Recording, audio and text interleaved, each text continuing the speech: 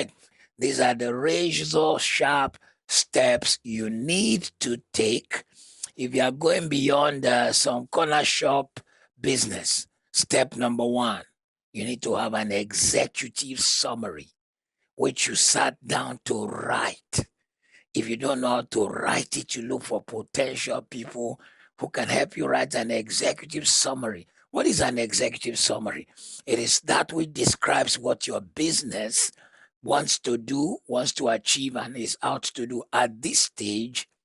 Your business purpose, your business plan is clarified for everyone, including you, to know what you are out to achieve. So remember, you gotta have you gotta have an executive summary. Never forget that. You need to have an executive summary. This is so major. It should include what is your focus. All right. Our focus is properties and lands.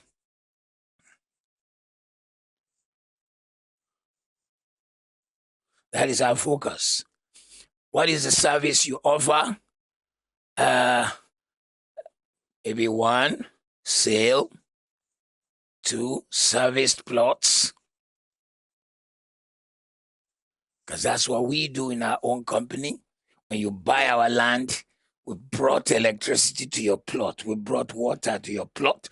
We brought sewage to your plot. Costs hugely, hugely. Almost regretting that we took that method. But at the same time, we wanted to create a city that works. And particularly because I just knew that people in the diaspora would believe in our vision once they saw the one behind it. And they don't have the time to come and be talking to the power authority, water authority. So you got to define. So, ladies and gentlemen, while you are hearing the teaching tonight, you need to have your paper beside you or your iPad. Make sure you write down number one. I need to write a clear executive summary. What is then the next thing is in taking razor sharp steps to craft a business that will run for years, you need to describe your company. You need to write a description of your company. What your registered name is. What's the name of your company? Don't have a name in your head that is not properly registered, because if you call your company Macarius and you did not register it, if somebody goes and registers after you, you will have to change your name. This happens, can you believe? To people in the church space. You find 20 El Shaddai churches, and only one went and registered. The other 19 will have to change their name. They will have to change their name because they did not register. It doesn't matter who they said gave them the name, whether it was in their sleep or in their prayer. So what your registered name is, what is the address, the registered address. The registered address means the legal address with which you registered your company. And then number three is the current location. Current location may not be your legal registered address. My company, Macarius Properties Limited, has a legal registered address, but we found a place to rent as our office. We're going to be moving our office into our premises so that you want to buy, you meet us there. You have queries, you meet us on ground. It's not like traveling from one end to the other, everything in one place. The next thing is the names of key people. What do we mean by these? Who are the directors? We're going to see this in more detail later. Who are the directors? If there are three, you need to be open. Then people need to see who the directors are. Because some people will want to do a search to see, okay, if I'm committing 200,000 pounds into this company to buy some land from them, who are they? Are they for real? Because people sweat. Then what's the history of the company? How did it metamorphose? How did it begin? Even if you're only a month old, you just stayed there, came up as an idea which I had, and I've been musing and working over it. And this is when we started. This is where we are. Then the nature of your business, including what you are out to offer.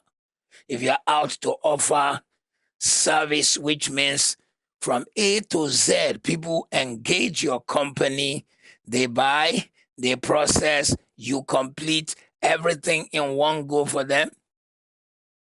Fantastic. How do you write a good plan that will make you achieve? The next thing you do is have a business analysis. Do a business analysis. Don't just jump into the industry space and say, want to be care home. There are care homes that are struggling. And there are care homes that can't even cope with the level of demand on them. So what do? Do an industry analysis to show how large the market is. How large is the care home business in the United Kingdom? Jeez, it is so huge, and many people have not even tapped into it. How is it expected to change? It will change with time because baby boomers, that is people who are my generation, they are called baby boomers. People from 1945 to 1959 are beginning to retire. Some of them may need to be in a care home. So in the next 5-10 years, if I were in care business, man, I'm going to also create, I'm not an old person, but I'm going to create an old people's home, a home for people, or a retirement village. Oh my God. If somebody were to have capacity to buy land, come into business with some people and create a retirement village, and you sell apartment, baby boomers, my generation from 1945 to 59, have money. They are retiring. They want retirement homes. They want to be able to sell the house they have in London. They are tired of the noise in London, and they want to be able to live somewhere. What is your operational plan? Do you have a clear timeline? What are milestones which you wish to achieve? What are the milestones you wish to achieve? Now, number 4. Now you need to clearly write your business goal. What is your business goal? Business goals. A strong statement should be able to summarize what you are out to achieve in near and later term. Now let's go to the next area. When it comes to creating a business plan that works for your company, you need to have a management structure. Who are in your business? You need to start with a legal structure. What is a legal structure? Who are the directors, the legal owners of the company, in whose name the company is registered, and who have the shareholding. So that if there are, let us say, 1 million shares, maybe the majority shareholder has 900,000 and 2 other directors are 50,000. So that is your legal structure. There has to be a legal structure. How be it, people who will loan you money tend to look at your legal structure to see how strong, who is involved, what kind of integrity do they have, what kind of money do they have, what kind of, if anything happens, who will they hold? So you need to start with a legal structure, register your company, and don't just put the name of your 4-year-old baby. It matters at the point where you want to expand your company, that somebody would want to know what your 4-year-old baby will do for the company. Then whether you are a partnership, limited liability, limited by guarantee, or publicly quoted, you need to clarify. What does this mean? A partnership is Matthew and Sons. It is not limited. The danger of a partnership is that the taxman sees the money in a partnership as me. So they will tax the money as if it is my income. Whereas if it is a limited liability company, if you've read my book, uh, 30 reasons for company ownership. I said there that you need to create a limited liability company. The reason is your company is an entity. You are an entity. If somebody sues you, they can't touch your company. If they sue your company, they can't touch you. If your company did business with them, if they are maligning you, they are wasting their time. They can only hold your company responsible. Although they can want to join the two, sometimes people can be that way.